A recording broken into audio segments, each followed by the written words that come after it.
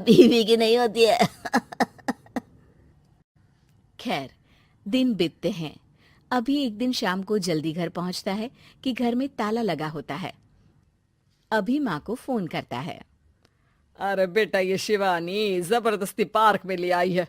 बोल रही थी कि माँ वॉक किया करो, नहीं तो घुटने जाम हो जाएंगे। अरे वो तो अच्छी बात है ना माँ, लेकिन मैं घर आ गया हूँ।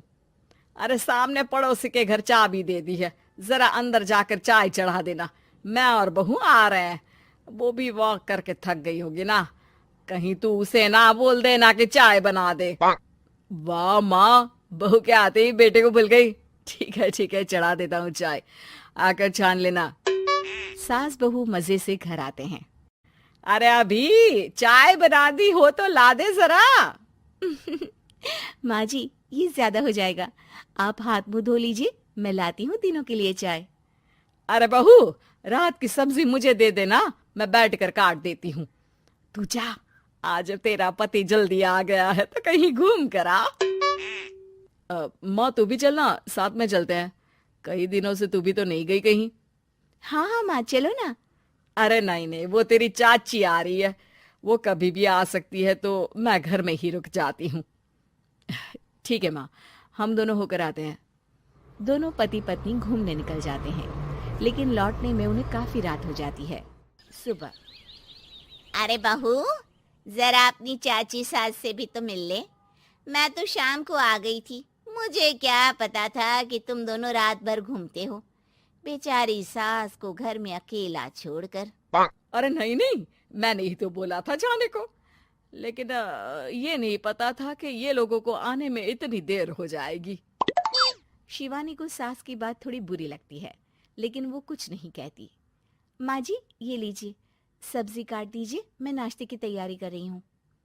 अरे थोड़ा जल्दी जल्दी हाथ चलाना सीख जा। तेरी सास बता रही थी कि तू कैसे हर काम में ढीली है। शिवानी को ये तो पता था कि सास उसे ये कहती है, लेकिन वो ये बात चाची सास से भी कह देंगी, वो शिवानी नहीं जानती थी। हाँ चाची, किसी में कुछ अच्छाई होती है तो किसी में कुछ।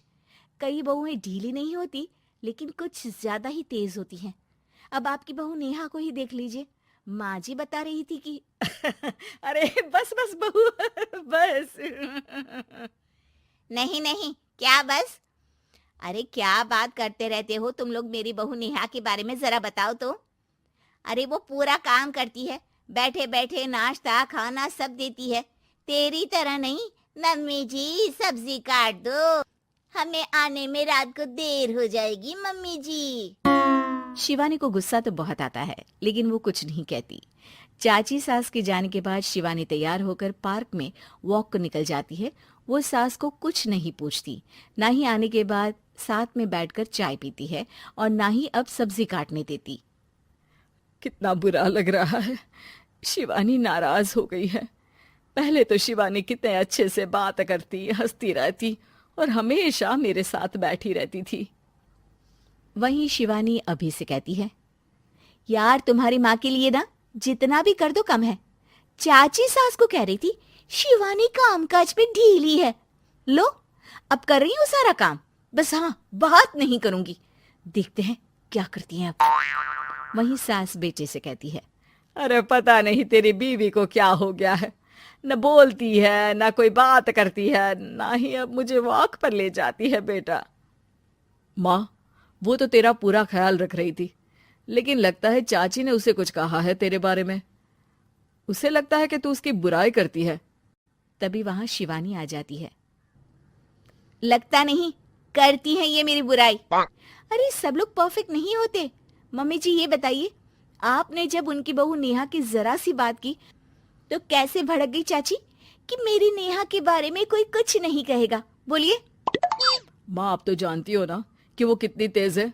दादी ने भी उन्हें घर से निकाल दिया था। और आपको क्या लगता है कि नेहा भाभी से उनकी पटती है? अरे तभी तो घूम घूम कर रिश्तेदारों के घर पर रहती है। हाँ बेटा, ये तो तू ठीक कह रहा है। वैसे मैंने शिवानी के लिए ये कहा था कि काम धीरे करती है लेकिन अच्छा करती है। ये बात तो चाची ने बताई ही नहीं, उल्टा बात का बतंगड़ कर गई। माँ दुनिया यही चाहती है, खासकर रिश्तेदार किसी की सास को भड़का देते हैं तो किसी की बहू को। अरे बर्दाश्त ही नहीं होता कि सास बहू माँ बेटी की तरह रहे। अरे बेटा, मैं क्या जानूं कि किसके मन में क्या है।